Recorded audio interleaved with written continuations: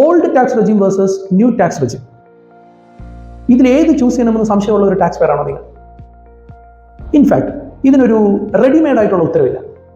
എങ്കിലും ഒരു സാധാരണക്കാരന് മനസ്സിലാവുന്ന രീതിയിലൊരു കാര്യം പറയാം. ഇപ്പോൾ നിങ്ങൾക്ക് ഇൻകം ഉണ്ട്, പക്ഷെ നിങ്ങൾക്ക് വേറെ വലിയ ബാധ്യതകളൊന്നുമില്ല. അതായത് നിങ്ങൾക്ക് ലോൺ അങ്ങനെയുള്ള കാര്യങ്ങളൊന്നുമില്ല.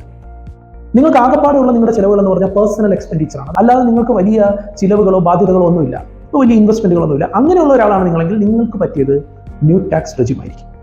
ഇനി അതല്ല, നിങ്ങൾ കല്യാണം എല്ലാം കഴിഞ്ഞ് കുട്ടികളൊക്കെ ആയി, കുട്ടികളുടെ വിദ്യാഭ്യാസം, ലോൺ എടുത്ത് വീട് വെച്ചിട്ടുണ്ട്, അപ്പോൾ ലോണിൻ്റെ EMI, ഹെൽത്ത് ഇൻഷുറൻസിൻ്റെ പ്രീമിയം, ലൈഫ് ഇൻഷുറൻസ് പ്രീമിയം, മാതാപിതാക്കളുടെ ഹെൽത്ത് ചെക്കപ്പ്, മാസാവസാനം ആകുമ്പോഴത്തേക്കും ക്രെഡിറ്റ് കാർഡിന് നമ്മൾ ജീവിക്കേണ്ടി വരിക, SIPകൾ, ഇങ്ങനെയൊക്കെ ഉള്ള ഒരാളാണ് നിങ്ങളെങ്കിൽ നിങ്ങൾക്ക് പറ്റിയത് ഓൾഡ് ടാക്സ് റെജിം തന്നെയാണ്.